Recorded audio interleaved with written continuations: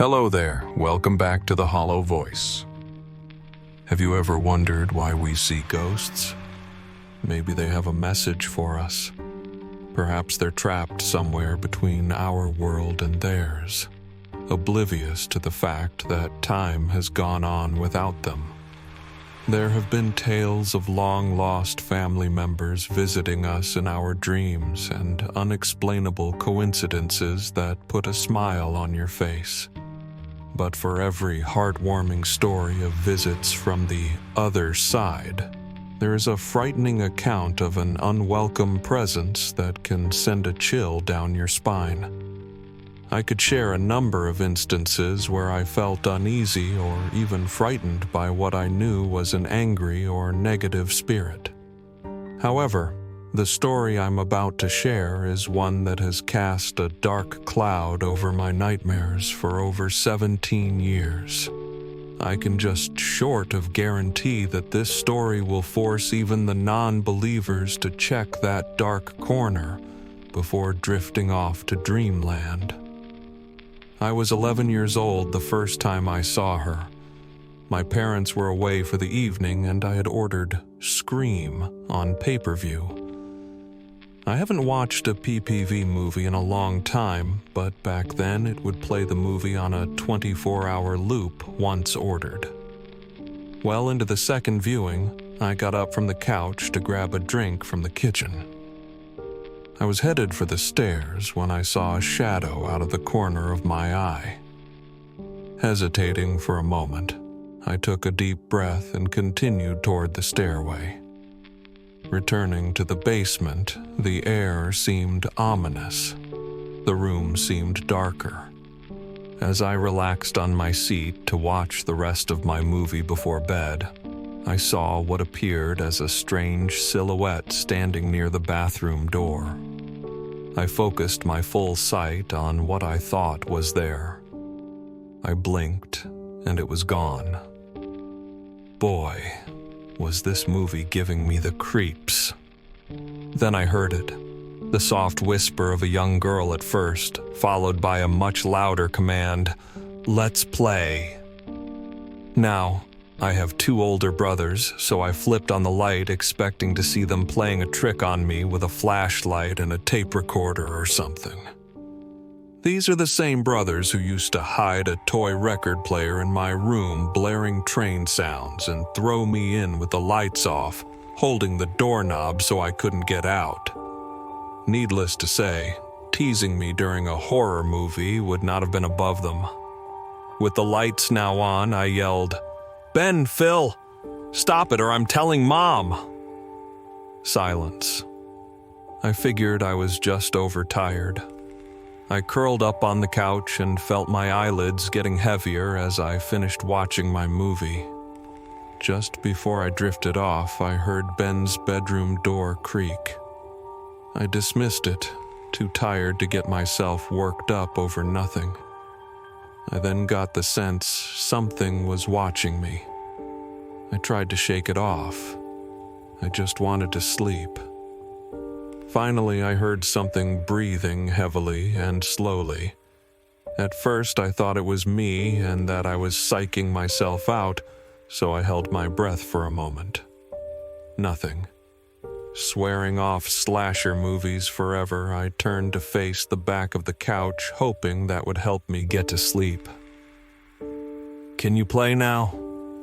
The question came from lips that couldn't have been further than a few feet from the couch.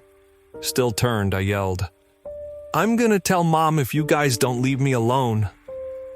Within seconds, Ben and Phil were at the landing by the back door. "What the hell are you screeching about?" Ben asked, he and Phil not the least bit concerned about the panic on my face. "If you guys don't stop, I'm telling Mom when she gets home." As I spoke, I knew there was no way they could have been both places at once. The realization that my brothers were upstairs all night left me cold. I stood up from the couch and quickly marched upstairs to my room, praying I could just fall asleep and put this whole thing behind me. Unfortunately, I wasn't so lucky. 30 minutes into my restless shuffling, I was alerted to the sound of my bedroom door opening ever so gently. Jolting upward from my bed and opening my eyes, I became frozen as I saw in the corner a young girl with long black hair around the age of 6 in a once white nightgown.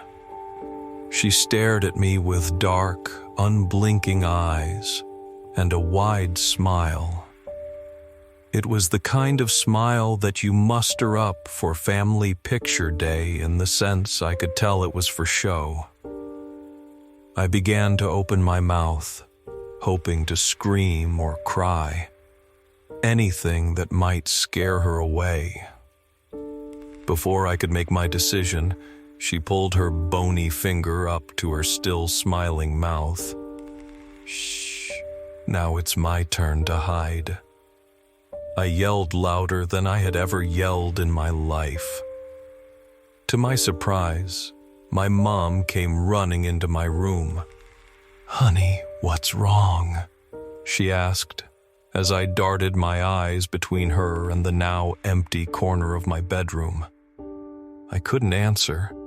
Was it a nightmare? Was my mind playing tricks on me? One thing was for sure. It was over. I shrugged it off as an all-too-real bad dream and went out to sleep on the couch in the living room. Fast forward about 3 weeks. It was around 10:30 and I was out playing Spot with Phil and nearly a dozen other neighborhood kids. For those of you wondering, Spot is a game of hide and seek played at night with flashlights. The rules were simple. We had to stay within our block. We weren't to go into backyards without permission, and you couldn't stay in one place for more than 5 minutes. I had been gearing up for this evening's game all week. I had the perfect hiding spot, and nobody would ever think to look there.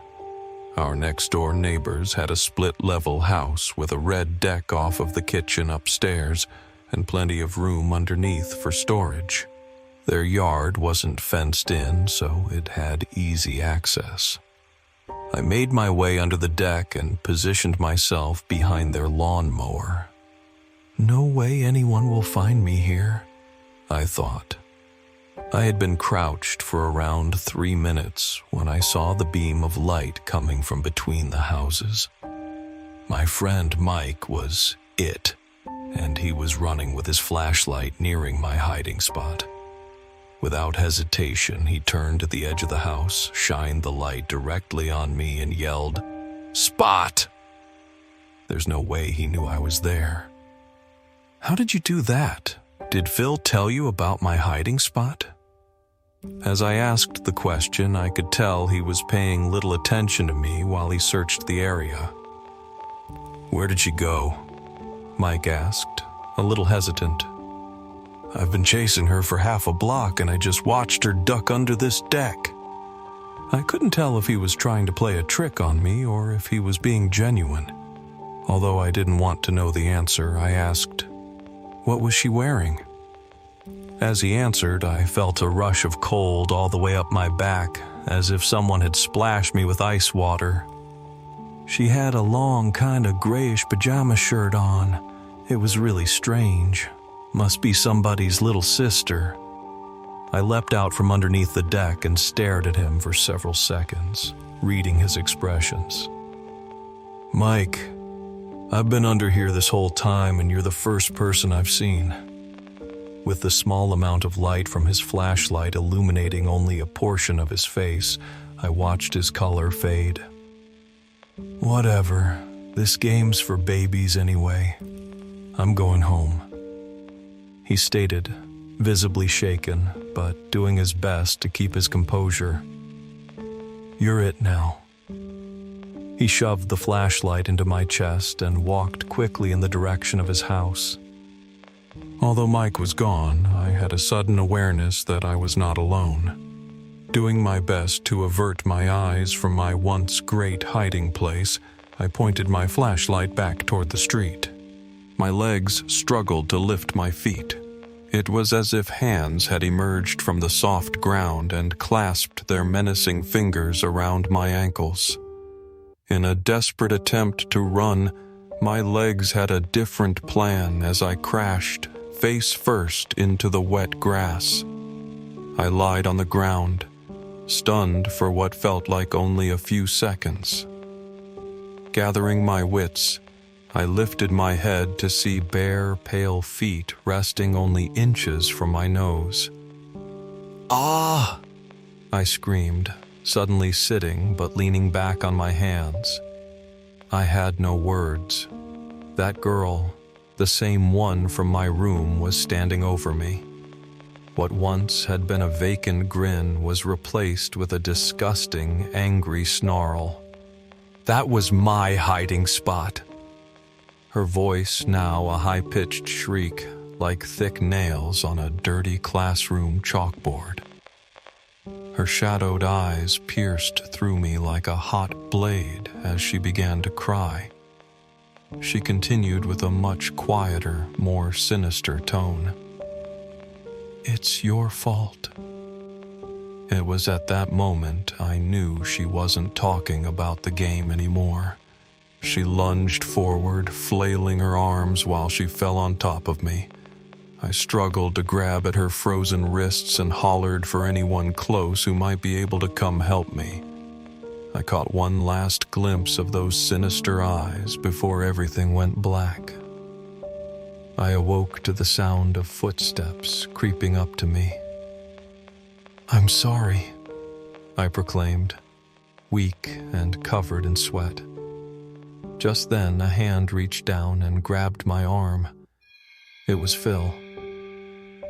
"Are you okay?" he asked.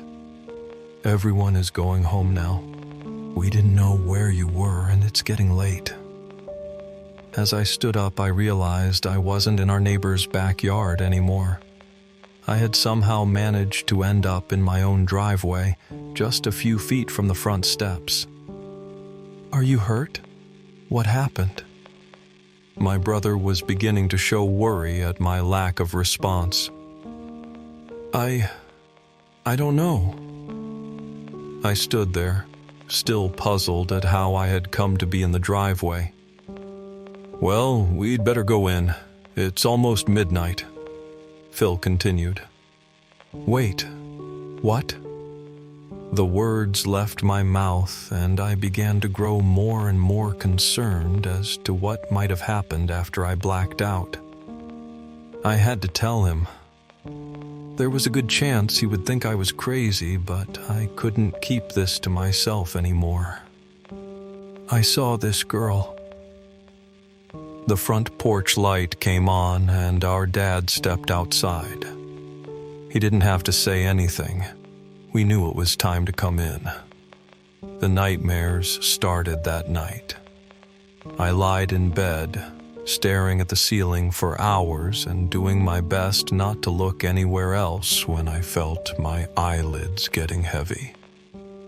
With each flutter, I could picture her face, staring at me with that look of hatred and disgust. I fought the fatigue for as long as I could, finally succumbing to the night. They say you only remember bits and pieces of dreams and lose sight of what little you had as time marches on. But the horrors that plagued my subconscious for the next several nights are still as vivid and frightening as they were 17 years ago, reappearing every now and then as not to let me forget. My first dream started out normal enough. I was with a couple of friends who have asked to remain nameless, and we were headed to an area near our house we all called Cherry Hill. It spanned several blocks and housed lots of trees, trails, hills, and even an old train trestle. We did all sorts of stuff there. We built forts, rode bikes, played tag, the stuff you'd expect kids to do. We were walking down the trail, boards and tools in hand, looking for just the right spot to build, settling on an area tucked in by the trestle, we got to work. I was nailing some small boards to a tree to make a ladder leading up to a long ledge. It was to be our lookout. I could hear my friends digging some kind of hole behind me. After a while, the sound of their shovels stopped. That same chill I had felt under the deck was inching up my legs to my back, then to my neck. I whipped around to see that they were gone. In fact, everything was gone. The shovels, the hole. It was as if they had never been there at all. It had gotten very dark. The giant trees were blocking any trace of light shining from the evening sky. As I strained my eyes to scan the area, I locked in on a familiar nightgown across the small stream of murky water. I was panicked. Frozen in fear, I watched as she grew closer, never moving her limbs. She threw her head back in a disgusting cackle befitting a woman well her senior. I closed my eyes, hoping that would somehow slow my pounding heartbeat. Silence. I wasn't ready to open my eyes. My mind was racing and I couldn't decide if I was awake or asleep. Before I had a chance to come to any conclusion, I felt a soft tug on my wrist. "They're gone now. Will you play with me?" It was that same soft voice I had heard in my basement. It wasn't creepy or angry. If I had to think of a word for it, I would say it almost sounded scared. No longer feeling threatened, I was ready to open my eyes. What a horrible mistake. She stood only inches from me, covered in blood but with no visible wounds. Through the gore, I could see the frills of her gown, now torn and crimson. The more frightened I became, the more pleased she seemed with herself. Turning to run, I had made it only a few steps before tripping and crashing into the cold dirt. I had to compose myself. I sat up and glanced at the object that forced me to topple over. "Oh my God, no!" The words left my mouth as I stumbled back even further. There, laid out in a heaping mess, were my friends. Next to them was a shovel covered in blood and hair. She stood over the bodies, that menacing grin returning to her face, and she slowly brought her finger up to her lips. Shh. I awoke on the living room couch. I know I fell asleep on my own bed, but with a history of sleepwalking, I wasn't surprised. One thing was for certain, I wasn't going back to sleep. I turned on the TV and watched infomercials until morning. I finally got up to make myself a bowl of cinnamon toast crunch as the rest of the family emerged from their rooms. I wanted to tell them what was happening to me, but I was sort of famous in our house for stupid nightmares. To this day, I still catch guff about the big green duck with a machine gun that would chase me around the neighborhood. Nobody was going to take me seriously. I had to find a way to handle this on my own. That night, before bed, I knelt down next to my bed and I locked my hands together in prayer. "Dear Lord, I need your help. There is something evil here that won't leave me alone. I don't know why it would choose me. Did I do something wrong? I beg of you, Lord, please stop this. I will never ask you for anything ever again. Amen." I was dream-free for the next 2 nights. Maybe there was something to this prayer thing. It was Saturday, and a few of us had gotten together for a game of street hockey. We must have played for at least 2 hours before someone said, "Let's go to Cherry Hill." As soon as I heard it, that cold chill raced up my back. "I think I'm going to stay here, guys." They weren't having that. After lots of prodding and pleading, we hopped on our bikes. We stayed near the entrance, making dangerous ramps out of leftover boards from our hockey goals. I wasn't that excited about going toward the trestle, but I figured there was strength in numbers. We were pointing out spots that would be ideal for a new fort. "There's a good spot," I said, pointing to a wall of dirt with an area already dug out. I was quickly outvoted as it was clear someone else had already claimed that area. We ventured down the trail until we neared the old trestle. "This spot is too open." I pled my case and hoped for the best.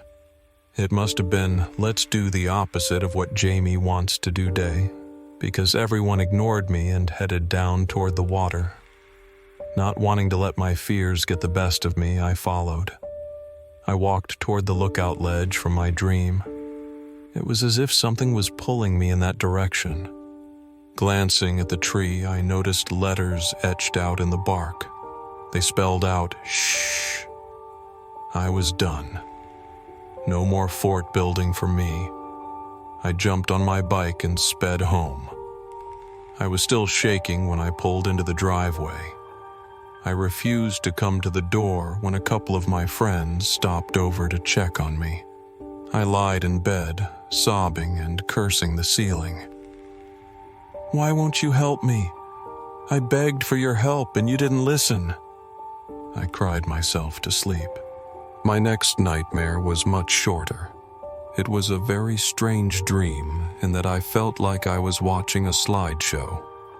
I remember watching an old, run-down farmhouse slowly fall to a pile of junk, but it was in pictures with each one showing more age and decay. There was a tree in the front yard with a tire swing, and in every image there were children running around and playing.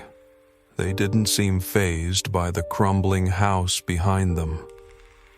As the house aged, fewer kids were seen running around until only one remained. I watched as the last little girl stared at the ground, sad that her friends had left her. I watched her sadness turn to anger and then into resentment. The background grew dark and her eyes met mine. The edges of her mouth turned up into that all too familiar grin. She knew I was watching her. She stood still for several minutes as the wind blew through the bare trees behind her. Suddenly, everything went dark, and I heard the whisper, "What should we play next?" I avoided my room for the next several nights, finding any reason I could to stay up well past my bedtime. Although I feared coming across her while I was alone in the dark, it somehow felt safer than meeting her in a dream. She could manipulate me in my nightmares. I couldn't look away. I tried obscene amounts of Mountain Dew, bright lights from the TV, and music to avoid surrender to the night. I finally figured out that if I slept during the day, she left me alone. I still wonder to this day if she was fueled by my fear. I was calmed by the light of day. It kept me safe. I had nearly forgotten all about her by the time she visited me again. Weeks had passed and I had started sleeping in my bed again. This final encounter was, by far, the creepiest. I consider this my final encounter because I truly believe any dreams since then have been residual, albeit terrifying. I awoke to the wind blowing my curtains across my face. This was significant because I have terrible allergies and am unable to sleep with the windows open.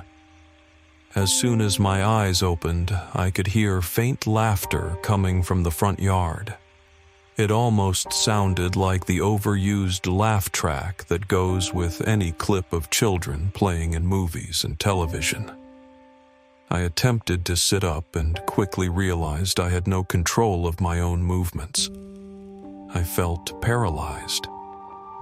Before long, I was lifted out of bed and placed, standing on my bedroom floor. I began walking toward the window, still unable to move my own limbs. At the screen, I watched as this beautiful little girl skipped and sang through the grass without notice of the world around her. This time, I didn't feel as if she knew I was there.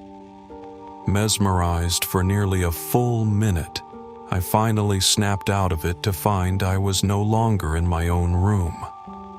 From my surroundings, I could tell that this bedroom belonged to a girl.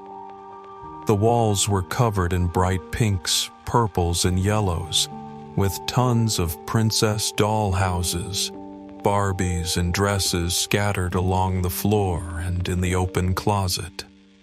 I stood in the middle of the room, still unable to move, and watched as the door flew open and that same little girl from the front yard came running in, crying. When she dashed by me without looking, I didn't think that she could see me. Had I become the ghost? The girl jumped into the closet and her eyes locked onto mine. As footsteps grew louder down the hall, she looked at me, put her finger up to her mouth, and gave a soft shh. Who was she hiding from? Why was she crying?